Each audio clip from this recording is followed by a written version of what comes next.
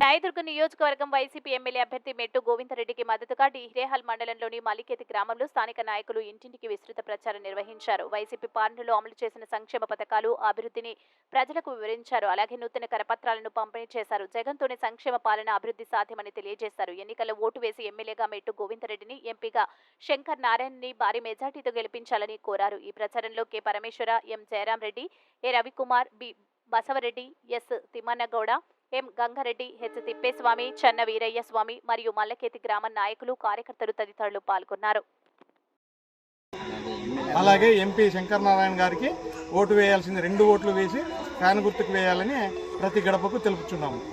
జగన్మోహన్ రెడ్డి ప్రవేశపెట్టిన సంక్షేమ పథకాలు, నవరత్నాలు ప్రతి గడపకు ఇంటింటికి వెళ్ళి ప్రతి ఒక్కరికి వివరిస్తూ, సంక్షేమ పథకాలను వివరిస్తూ జగన్మోహన్ రెడ్డి గారికి ఫ్యాన్ గుర్తుకు ఓటు వేసి అత్యధిక మెజారిటీతో గెలిపించాలని అడుగుతున్నాం. ప్రతి ఓటర్ను కోరుతున్నాం.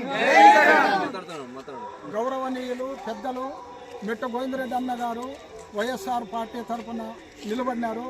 ఆయనకి మేమందరూ కలిసికట్టుగా ఫ్యాన్ గుర్తుకి ప్రతి ఒక్కరికి చెప్పేది ఏమంటే, ఫ్యాన్ గుర్తుకి ఎంపీకి ఒకటి, ఎమ్మెల్యేకి ఒకటి ఓటు వేయాలని అందరిని కూడా కోరుచున్నాను.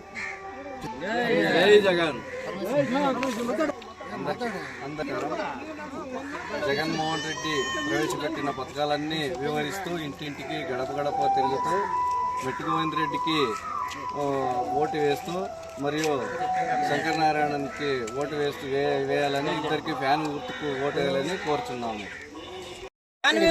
రెండు గుర్తులు ఉంటాయి. 2 గుర్తులకి ఫ్యాన్కి వేయించి అత్యధిక మెజారిటీతో మెట్టు గోవిందరెడ్డిని అసెంబ్లీకి, శంకర్ నారాయణ గారిని పార్లమెంట్కి పంపాలని ప్రతి ఒక్కరికి చేతులు జోడించి నమస్కరించి ఈ అవకాశం ఇచ్చిన పెద్దలకి సెలవు తీసుకుంటున్నా.